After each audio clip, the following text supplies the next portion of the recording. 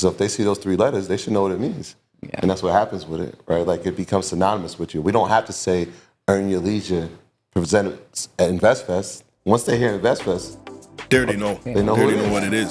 Join me, Priscilla Facey, and Sherard McQueen, 2 successful real estate developers with over 30 years of combined experience. Every episode will inspire, educate, and empower you on your quest to have a thriving lifestyle, which all begins with your mindset and your approach to life. Welcome to the Real Estate of Mind podcast. I'm Priscilla Facey. And I'm Sherard McQueen, and today we have 2 distinguished guests here. Would you like to introduce yourselves, gentlemen? Thank you for having us. Rashad. And I am Troy. Otherwise known as Earn Your Leisure. Yes. And I have to say, probably the single biggest inspiration for us to have started this podcast.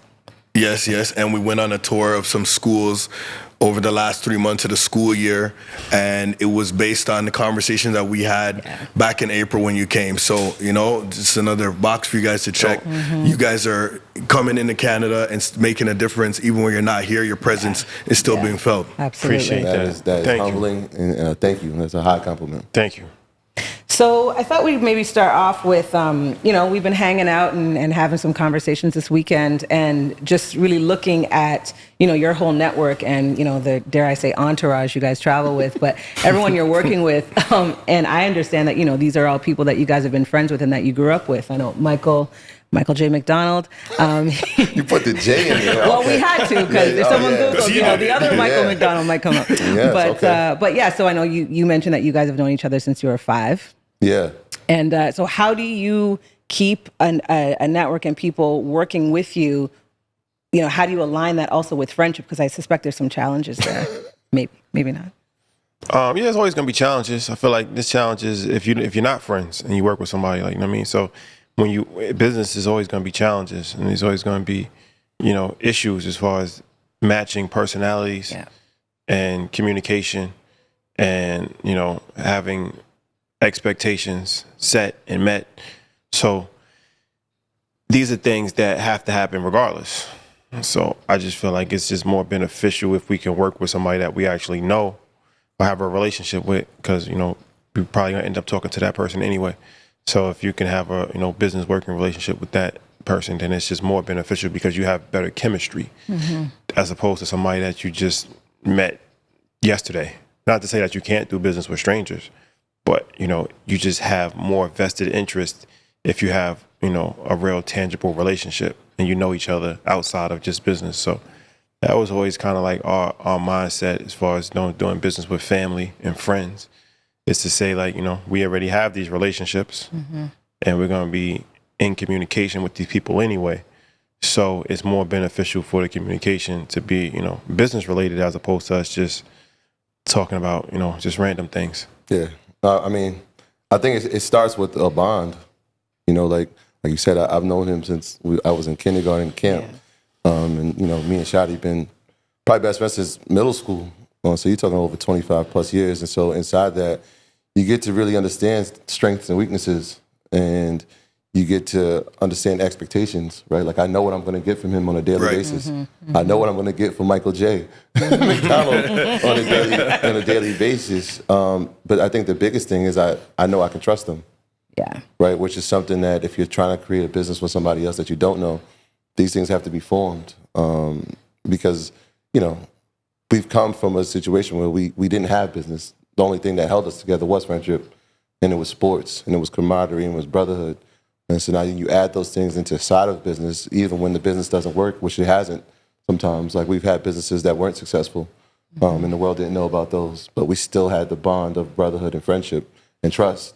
So now to see Earn Your Leisure and to still have those things at the forefront, but having the business side and having a successful business, it just makes it even greater, right? Because it's like we did this together. This wasn't something like, hey, like I joined, or like this is something that we actually founded together. We saw his strengths, we saw Mike's strengths, we saw my strengths. We saw that if we combine them, it could be something great, and now the world gets to watch it. Yes. No, we love it. So how do you go about choosing the role? Like, you have a friend, do you decide, okay, I'm going to put him in this role and hopefully he excels in that role, or like how? Because you two are in front of the mic, but Michael's kind of behind it. Like, how do you decide who does what? I think that comes from that friendship piece. You know, when Shadi came to me with the idea, like, you want to do a podcast, it was like, all right, great, let's just do it. We naturally have conversations already. But it was something that, even in that, I got to find out some more of his strengths. And he got to see some of mine and some of my weaknesses, right? Like, he loved social media, right? Like, we used before, like, when social media was a big thing, I was like, nah, man, I like to live in reality. And we would have these conversations, like, about... Social media's not reality. Yeah, like, this would be our conversation. So to see, like, him be an expert at it is not a surprise to me, right? But what I knew was like, okay, he's great at that. What else can I be great at? Right. And so that became, you know, being super analytical, you know, being great with money, you know, understanding finances, and doing research. Like, I love that. Like, I was the guy that was reading the back of the football cards, and I know where this kid went to school, and I know where this person, like, his birthday. And like, when it comes about, it's like, why do you know this? Like, that's something I've always done. So that was a strength of mine. And Mike was always good with computers. Like, even in middle school, like, when there was after school programs, he'd be the kid inside the computer room just trying to figure out playing SimCity and all these games. SimCity, wow. And so even with photography, that was a business that he was doing. And so, like, when it came to somebody, like, how do we record or how do we get the visuals right, it was easy to lean on him because we knew he could do that. And so it was, again, just balancing strengths, but knowing that was a strength. And then figure out, like I said, some of our weaknesses. Like, all right, I'm not great at social media. How can I enhance his greatness, and vice versa?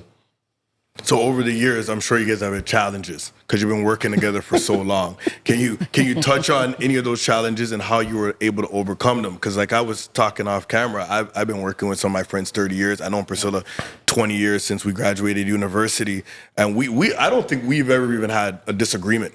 Priscilla and I mean, not even a disagreement, but all my friends I can't say the same thing for. Yeah. So it's like, okay, where do I draw the line? Knowing, like, I have one of my best friends works for me now. Like, she's on salary, and I'm like, if this goes bad, it's gonna go all the way bad because her kids are my godchildren. So it's like I'm all the way in. So like, where are you guys at with that? As far as like things that might have went wrong in the past? Yeah, things that might have went wrong in the past, or how do you mitigate those things in advance? Yeah, I mean, you know, there's always going to be issues. So, you know, nothing is ever perfect. So, you know, when you have problems or issues, then I think you just deal with it when it happens, right? And that might, you know, be in the moment, or that might be down the line. You might have to, you know, have a meeting. You might have to have somebody, you know, be in the middle of a conversation. Like, it's not like a thing when every single person agrees all the time. There are a lot of times when people don't agree. There's times when people get, you know, into heated exchanges. People might actually almost get into a fight, but that happens. Like, I mean, like, that's something that happens regardless. I mean, like, you might have a family member that, you know, you go to their house for Thanksgiving and you get into an argument, and then you might end up having a fight with them. Like, you know, that's family. That happens. Like, you know, that doesn't necessarily mean that you break up the family. It's just you have an issue. Now, how do we resolve the issue? So conflict resolution is extremely important. So I feel like being able to, you know, handle issues without having it just totally ruin a relationship is, you know, you learn that with maturity. And you learn that, you know, just by being able to understand things outside of dealing with emotions. You know, you deal with emotions, you make emotionally charged responses. But when you deal with things with logic, then you handle yourself in a more diplomatic manner. Yeah. Well, I'm in a challenge, like right now in my own personal life. I have these relationships, and then you listen to people online and they'll say, well, you got to make friends that fit your future and not your past. So now it's like, but I'm also a very loyal person. Mm-hmm. So I've been friends with the same people 30 years. So which one of those mantras is correct? Like, you going to just keep riding with the people that you've been with always, even if they don't fit where you're going? Or are you going to say, hey, you know what? Now I got to make a pivot. Maybe we can still be friends, but we can't make money together because you're not on the same platform as me. Like, you don't want to put in the same work or the same effort. I mean, I think people just organically just change. Like, it's like your friend circle is going to change just naturally. I mean, like, if you are a CEO of a company and your best friend that you went to high school with is on the street corner every day, you don't have to make a announcement that we're not going to be best friends anymore. It just happens, like, because you don't really have too many similarities. So people usually hang out with people that's similar to themselves. You have certain commonalities. Your kids might go to the same school, or you might be into, art, or you might go to a same religious organization. You have certain commonalities that you can relate with. After a while, you start to have differences with different people as far as their commonalities are not your commonalities anymore. Mm-hmm. So it's just like a natural thing where, it just happens by natural growth and progression. Yeah. So I feel like, it's not beneficial to hang out with people that are not in alignment with you on any level. Right? I mean, like, if you're trying to do something and somebody's completely in the opposite direction, it might not even be about business or about money. It's just not the most productive relationship. Yeah. Because it's like, two people going in different directions, it's not going to work. Mm-hmm. So I feel like that's definitely something that you have to be extremely mindful of, is like who your friends are and who you spend time with and the conversations that you have. And like I said, I think that just kind of happens just naturally a lot of times. Yeah, I think in addition to that, because he's spot on, if you don't recognize it and if you don't identify it, that's when entitlement will creep in. And it's like, well, I should be with you. Right, for sure. Right. And then 50 Cent was talking about that, entitlement. He was right. like, it's a real thing, and you see it. And it almost becomes a selfish thing, right? Whereas you thought in your mind or from your perspective is like, if we were best friends, then you should want me to succeed. And you should know if I'm going to succeed that, this is going to be better off for not only just, but the community, like the world in general, right? Like we're trying to add something to the world. But then there's also the part of it that becomes resentment as to why that isn't me. And so that's why it's important to keep a fresh circle and have people who are like-minded. Like you said, people will grow and people will change, and that's a beautiful thing. I think that's the best part of this whole journey is that, like, I've actually watched my friends grow. We went from, like, teenagers, young adults, teenagers, men, fathers, husbands. We've done all these things, and I've watched it grow, and I've watched myself, and I've learned from them, and they've learned from me, and vice versa. But when that stops happening, when you're not learning from them anymore, and the value add isn't the same and relationships change, you got to be, like, spot on to identify it, to make sure, because that can weigh on you, right? Like, you don't want that affecting, like, your morale, and you don't want that affecting your core values and where you're headed. I think we've seen that evolution. I mean, and we have, like, philosophical conversations all the time as well, where it's like you also have to just check in with yourself and your own values, because, values change. Like, my values 20 years ago weren't what they are now, absolutely. Sure. Or you wouldn't be growing if they were the same. Yeah, and so even, and just understanding that the pace of someone else's evolution and their value system isn't going to be the same as yours. And so that's just something that I think we have to recognize and reconcile within ourselves in order to continue. So when we talk about your guys' value system, you guys are obviously doing InvestFest, which is the largest, financial event in the world right now, right? Yeah. That's really what it is. And why don't you talk to us about, like, how that came to be and what are the takeaways that you guys are looking for from the event? Like, when people leave this event, what are you hoping that they take home with them to their communities? I think, so the first question is how it started. So It started with, we went to another one of our friends' events and kind of got inspired from that, seeing it done at a high level, a conference, seeing it done at a high level, and just, really inspirational to see somebody that, personally can put on such a high level production, not something that we had seen before. So, we wanted to do an event, and that was like during COVID, towards like the end of COVID, but it was still during COVID. So we felt like time was of the essence to put together an event.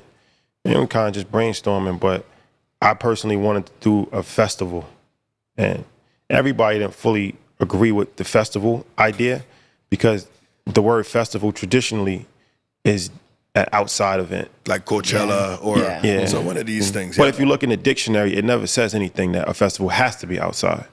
It just has to have certain elements.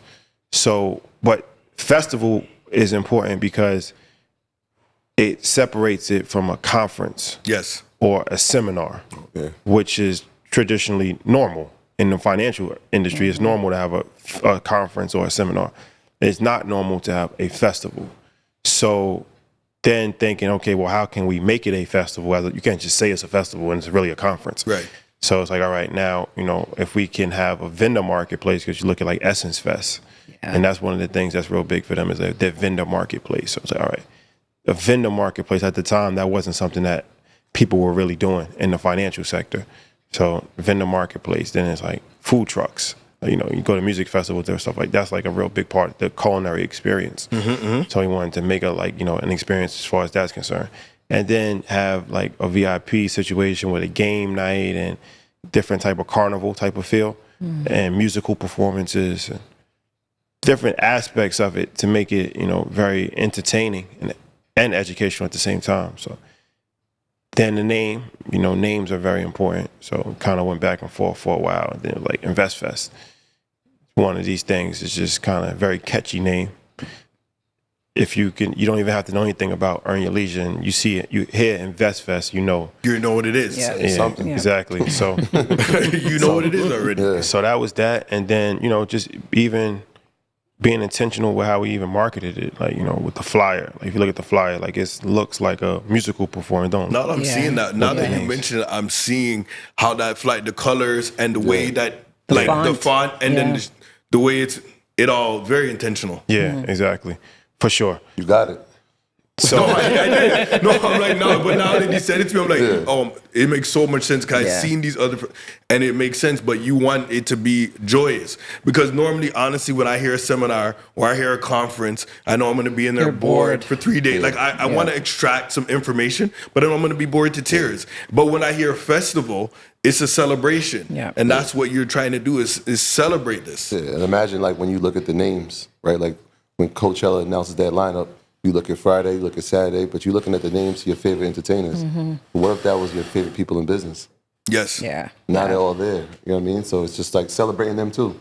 Like making them feel like they're at that level of importance because they are. And the opportunity to, like, you guys keep dropping, like, every few days, I read the emails, I read the newsletter, and I'm seeing it, but I'm learning about other people. I'm learning about, the MBA agent, I'm learning about, that developer, business. The trucking business. Like I'm actually getting education even, in advance of attending. So yeah, for sure. That's part of the marketing was like kind of, you got to keep people's attention. So you put the flyer out, but then people don't really even read. So they might not even read every name that's on that flyer. Yeah. So then it's like, you break it down. It's like, I hate to use a drug reference, but I'll use one. So it's like you break a brick down to dimes.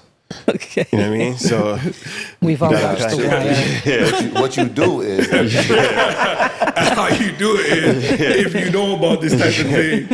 Yes. Sure.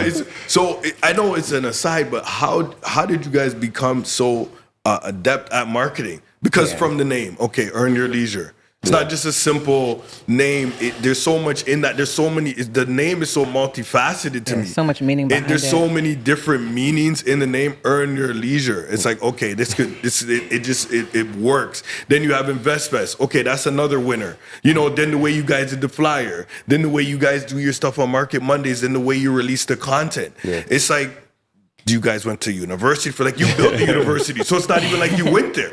Did you guys start that way, or did it kind of evolve into what? This this ingenious marketing? I mean, I think strategy, you learn as you go. Yeah. But the key is to be creative.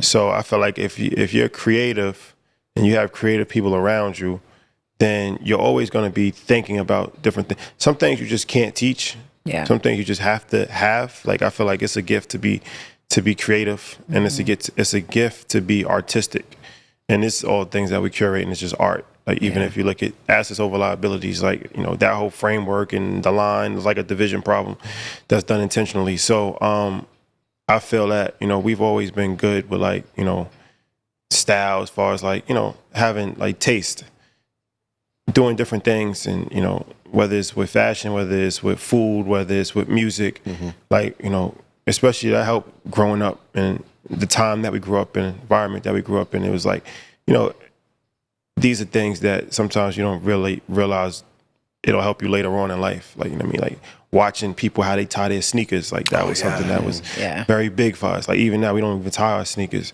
but little things like that Y'all both looked. Because I'm like, how you talking? Like, what's good? That's a New York thing, How you guys man. walking? Yeah. You know what I'm saying? But little things like that, it's like Karate Kid, like when he was making them do the like, you know, wax on, wax off. Wax off. Yeah. It's like you're getting trained for things, but you don't really realize what you're doing.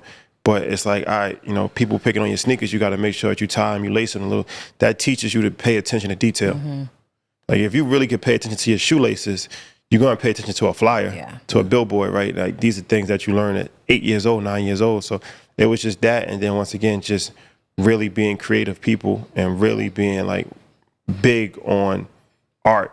Yeah. And that's how we look at it to this day. Like we look at like everything we put together is like artwork. So we want to make sure that we're curating the best experiences possible and not just give like fast food. Like, you know, you can give a fast food delivery and just do like a cookie cutter approach. And that's what most people do because that's the easiest way to go about it. But that's not something that people usually remember. Like they remember the things that are really thoughtful. And like my favorite musicians, whether it's like Kanye or whether it's Nas, whatever, like they took a lot of time into the art. It's very thoughtful. Even down to like the back of their album covers. Everything. Everything. The Illmatic, everything was done. He was a little boy and he had this the city right behind him, like everything. It's crazy that you said Illmatic because when I'm thinking about it, it's like those are references we pull from, right? So like Illmatic, before we knew what that even meant, it was like that's associated with Nas. And so the name and the branding became super important. And so Earn Your Leisure, like when Denzel said like it's a brand name, they know that before they know me. Yeah. Like it was super intentional. Like I want them to know that before they even know my name. So like when we here in Toronto or we in Africa and London, when people see us, it's like it's Earn Your Leisure. Before it's Troy.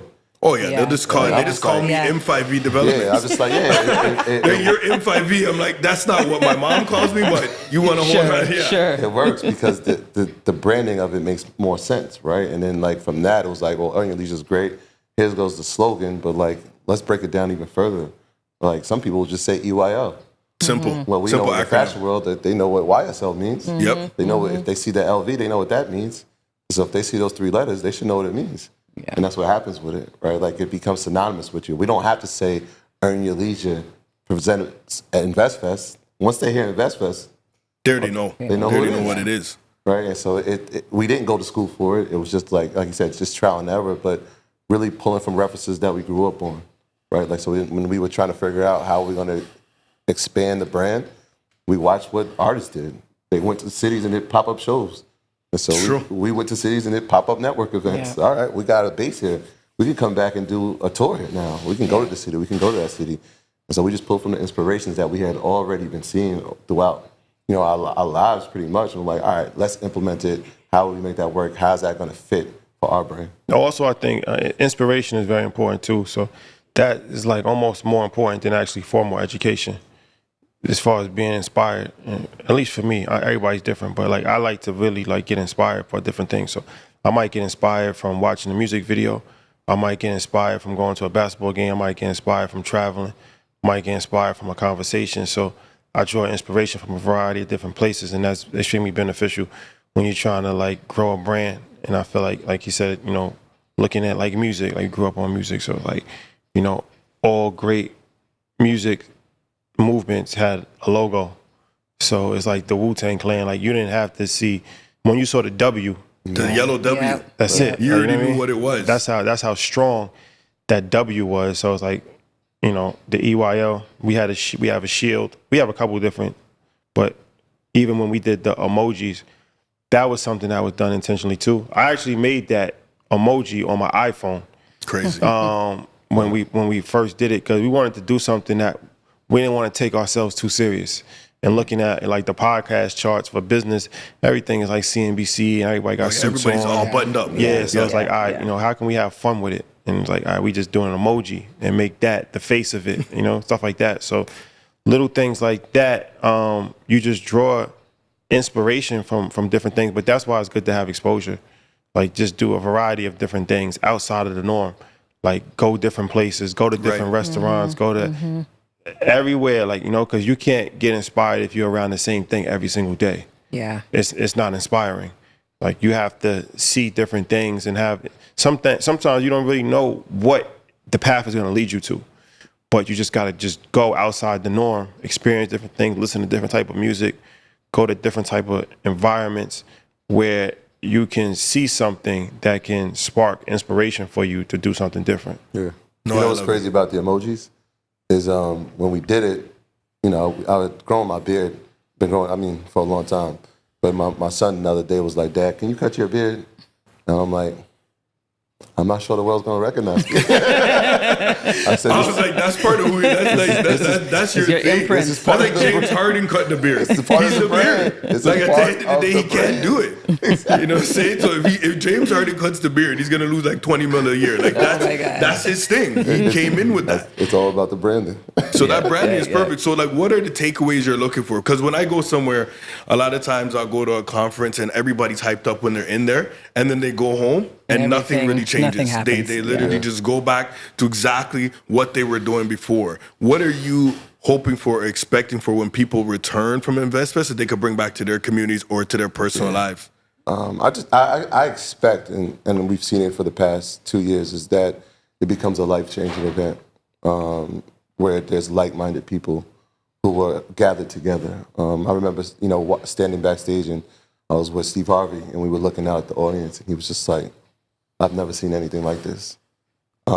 Just people who look like us, who were super engaged in learning. Mm-hmm. Nothing else. It wasn't like, we had entertainment, and we had food, but this was about learning. And for the first time, we've come together to do something that's super positive. So I think having a life-changing moment, but I want people to be inspired. I think that's part of the conversation we were having yesterday was there's a reason why I want our young adults from our community to come see it. So they can see like there's guys who came from your neighborhood, that went to your high schools, that worked in the community center that you work in.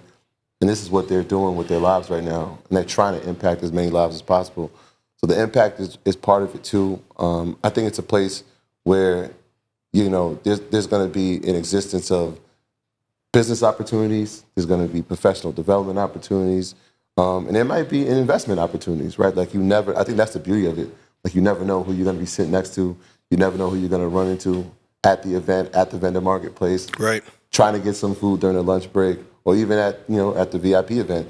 There might be people that you've looked up to your whole life that are walking through that room, and there might be somebody you're sitting next to who can change your life in this moment that you have no idea. And I think that's why we were talking about, leaving some room before and after InvestFest to like even connect further with these people that were 1,000%. planning to meet. Yeah, that's the gratifying part too. It's like after InvestFest happens and you start seeing people throughout the country and throughout the world, and they're like, I met at InvestFest and we started this company. That changed my life. I was able to find an investor, and I couldn't have before. I didn't even know I was sitting next to him, or I was sitting next to her. And now we've partnered to create something. So, it's a unique experience. I'm humbled to be here as one of the founders of it. But I can imagine being on the other end, having an opportunity of now having a place to go and frequent on an annual basis to say, like, that's the place I need to be. If I'm serious about my business, if I want to take it to the next level, if I want to meet people who are like-minded, there is a place now that I can go. I don't know if that existed 5-10 years ago. And I think that's why it's important, to bring young people down. And I mean really young, like teenagers even. Yeah, because we're bringing down anyone who starts with a teen. So from 13, so if it's 12, you got to stay home. But from 13, I don't know I know you guys are bringing some young adults too. I don't know what age, but we're doing 25 kids from 13 to I think the oldest one's second year university. So like 20 or 21. What we think is very important. So we're doing the full thing. Like we were talked offline, flight, hotel, everything, to get them in this mind frame, to open up some doors, because this is not an opportunity that any of us had that was available to us before. There's no way that you can go somewhere and actually meet like-minded people who are from the same culture, who can open up a door, change your life, whatever business it's in. So that's why I think for us it's so important. I know you guys are bringing on people. Is it like a program that they in, or like? It's called Uncle Sherard. Yeah. I'm just saying, like, how you pick the kids? Like, how you pick the kids? No, it's family and friends. Yeah. Like, you know them personally. You know them personally. So everything is personal. So it's not kids that you don't know. No, it's not kids I don't know. Okay. It's kids that are part of the ecosystem. So like my friends' kids. And so a lot of people I know, okay, maybe they're already established in a business, they're a nurse or something, but they're still trying to be an entrepreneur on the side. But it's difficult for them. So I'm like, maybe, you know what?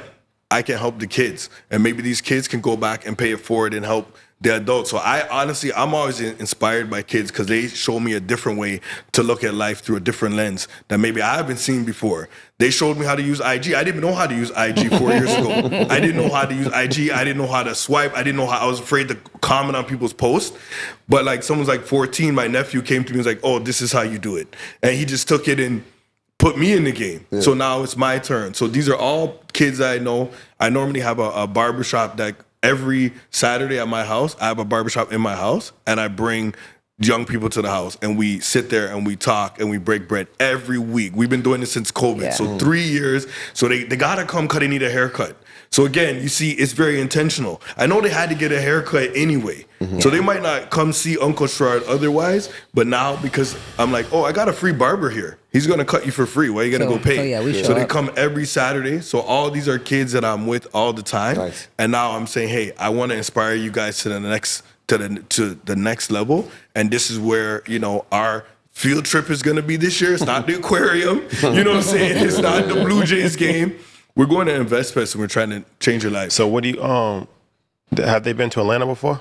Never been to Atlanta. None of them. No. None of them. A lot of these kids too, like their parents are current or past real estate clients of ours. So they've watched their parents work 9 to 5s, but then venture off into investment real estate. Nice. And, some of these kids have, been to their parents' property. Some of them might have been cleaning. Maybe they had an Airbnb. So they're already seeing the entrepreneurial spirit side of things. I think it'll be beneficial for them to go just also from that experience of seeing, you live in a society where it's run by white people.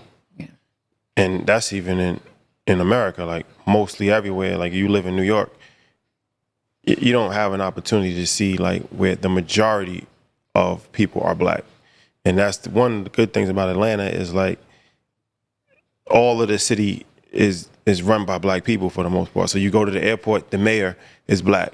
The politicians are black. The people that's in business are black. The restaurant owners is black. So it's a different type of environment because you're not looked at as like the minority. You're like, it's normal to see a black person driving a Lamborghini. Like everybody is black. And then InvestFest even doubles that, quadruples that, to say that. So it, I think, gives people a different perspective of things because you don't feel like you're like the only one. It's not an anomaly. Yeah, exactly. Yeah. And if there's never a place where they can see that, you feel like you are the only one, especially if you come from a small town. But that's why it's important that you bring kids, because the more they see it at an earlier age, the more inspired they are to say, like, I don't have to just be the athlete. I just don't have to be an entertainer. There's 15, 20,000 people here that don't come from that, that I can also be like, and I can also feel validation and feel important in my community. And so I love that. Like, that's kind of like the similar thing. It was the program that, financial literacy started for us, and we were in part of for 10 years. And weren't able to teach, well, this was our way to give back. Yeah. Like, let's grab those kids. So they're like 14, 15-year-olds. Okay. And they're coming down because it's important that they see it. Because that was the goal of the program. It was like, I want to show you, you can be successful in this field. If you want to be an architect, you can do that. You want to be a pediatrician, you can do that. You want to be a teacher, you can do that. And still have a lot of importance and value in your life if you didn't do those other things. And you can still be wealthy. Right? Because there's plenty of people in now, like, I'm still teaching, but I'm investing. Like, I'm up 6 figures. I'm like, oh, that's only in 3 years. Imagine if you consistently did this for 10. That teaching won't be, like, this is what you're going to be doing full time. So it's that inspirational piece, man. Like, and it's important that we get them at a younger age because the trajectory is far greater. And they're more, they're more willing to learn, too. They're way more. It's honestly, dealing with adults sometimes can be difficult. Because they're set in their ways, and they already have their blueprint. They have their plan. Oh, I got my 401k, or here, I'm saying they have their retirement plan, and that's what they're worried about. And they're not really trying to focus on anything else. But with the kids, you can enlighten them. You can open them up and work on some other stuff. So that's why we're not just going to do the 3 days. We're doing a full week. So we're going to leave what we call room for excellence. Yeah. So we have some time before, and we're going to have some time after to go visit these, like, things, memorials and things that you were talking about, and then go see people who look like them, who are running this place. It's a beautiful city. I know I haven't been there in 25 years, but I know even when I was there, it was a beautiful city, and it's even grown more. Yeah, for sure. Yeah, I would love to meet them. Oh yeah, they'll be there. They're gonna be there. We're gonna call you out and come and talk to the kids. And because you guys are celebrities. Yes. So I think one of the other main things that we were talking about even offline is owning your own platform. And you guys had an interview the other day with Swiss Beats, and then you sold Versus, and there was some pushback there, and whatever the case may be. But how are you guys, or do you have a plan on owning your own platform? Because right now, what do we have to get to from YouTube. Some Apple platform or a YouTube platform, which is a Google, or an Instagram platform? That's Mark Zuckerberg's platform. Are you guys looking so we can go direct to the people? Because we talked about controlling your own narrative and the media. That's everything. If the media says it happened this way, then that's the way people's perception. Like, perception is reality. So what are you guys doing to kind of control your own narrative and go directly to the people? Yeah, for sure. I think, definitely. That would be the next iteration probably of what we are curating with content on streaming side and app side, where you have like more control over it. And even from a monetization standpoint, you have control over that as well. So yeah, I know like our guys at 85 South, they did that. They have an app where they stream content too, and people pay like $10 a month. And, they still have this stuff on YouTube and different things of that nature, but for the real diehard supporters who want, and they get different bonuses. It might come out early, stuff like that. So that's definitely something that we're interested in for sure. Yeah, exactly what he said. I mean, owning your content really means that there is no censorship on it. That's the key, right? Like you have the ability to put out and curate the narrative the way you want it, and that could be for where you're at, or that could be from another place in the world. And part of our conversation was we don't look at ourselves as an American brand. We're a world company. So it's important that we do international visits, and so we can help shape the narrative of what people think success looks like here in Toronto. So let's touch with the people in Toronto who are actually successful doing it, so they can tell the stories of it. When we go to Ghana at the end of the year, it's going to be a similar mindset. We want to make sure that the narrative can be curated in a way that's authentic to the people here, but can be spread throughout the world. It's the same thing every time we go to another city. So control is important, and creating a narrative and debunking some of the narrative. Right? Because from traditional media, if we believed everything they said, we wouldn't visit a lot of these places. But when you actually travel and see the landscape and meet the people and see the excellence that is happening, it's like, wait, what? Not what I thought. Who's going to shape this? And I think we have a great chance, and we're positioned in a nice spot to help with that. Yeah, because there's a lot of people in Africa doing a lot of business. It's just not us. So there's a lot of Asian people. A lot of people have come over from China, and they're in Africa, and they're doing a lot of business. A lot of people are buying up resources in some of these African nations. But then obviously when you're seeing the media here, you're not seeing that. It's like, oh, I'm not going to visit over there. It's, it's not civilized. It's this and that. But then when you actually go over there and you see it, then you realize that's all false. That's just a way to, this is the gatekeepers. Let me keep this for myself. If you guys don't think this is safe, or you guys don't think this is a place you can make money, then you're not going to come, and then it's more for me. Yeah, very intentional. Yeah, so that's the type of thing that we've been seeing, and I'm looking forward to it. I might have to come over there to Ghana if you got extra spot for me. If you got it, because I want to travel with some people and go to like I just seen what 19 Keys did. He did a circuit. Like he did a whole thing, and I'm like, oh man, like this would be like a dream come true for me. Because I had my grandparents went over there, and they went to Ghana before they went to South Africa, but I was too young at the time, or at least that's what they felt, for me to go. So I feel like I missed out, because it's to know where you come from, right? That is going to help you know where you're going to, know where your foundations are strong. It's things of this nature, and I never got that. So for you, is this your guys? It's not going to be your first time. To Ghana, we were in Lagos, Nigeria 2 years ago. But this is gonna be we went to Nigeria, went to Egypt. And Egypt, This will be the first time in Ghana, and everybody has, for the past maybe 5-6 years, has heard about the Year of Return, and it's brought a lot of tourism, a lot of notoriety to Accra and Ghana. But we want to make sure that things are happening not just in December, right? Like business is all year. Of course. And so let's figure out how we can highlight that and shape that narrative and sculpt it. It's similar to what we did here in Toronto. It was like, well, so who's doing some amazing things in real estate, right? We got to have Sherard on the stage, because he has a landline to everything that's happening. So when we go to Ghana, it'll be a similar situation. It's like, well, who's doing some amazing things in business? Let's highlight this person. Let's see how we can make this not just a short-term stint, but like a long-term relationship where we can bridge the gap between the continent and the rest of the diaspora throughout the world to show that this is a place where you should be. This is a place where you can be celebrated. This is a place where you can grow business. This is a place where you not only should vacation, but actually create for yourself and your family. So, I mean, you're welcome to come, man. We're going to be out there for Market Mondays. The show's on December 27th, and we'll be out there for a week or so. So, you know. Well, let's get it. Well, you guys planted a flag here, and I think the last thing we'll talk about is you had a post the other day saying InvestFest Toronto ? Was that like a question? Yeah, Was that a real thing? You guys gonna bring a little something this way? Because listen, when you guys people came out the house who we haven't seen in years when you guys came out, we've been trying to get them out and they wouldn't come for us. Well, I don't know how quickly these tickets sold out, but it seemed like you could have added a third and fourth show, or maybe we do it at a different venue. But yeah, that was crazy. That was definitely humbling experience for sure. Amount of love that we got. So definitely want to come back to Toronto and do something on a big scale, bigger than what we did last time for sure. So yeah, whether it's InvestFest or maybe even something new, a new type of experience that would be created, that would be like even different from InvestFest. I think definitely has to happen for sure. Yeah, that's the inspiration of music.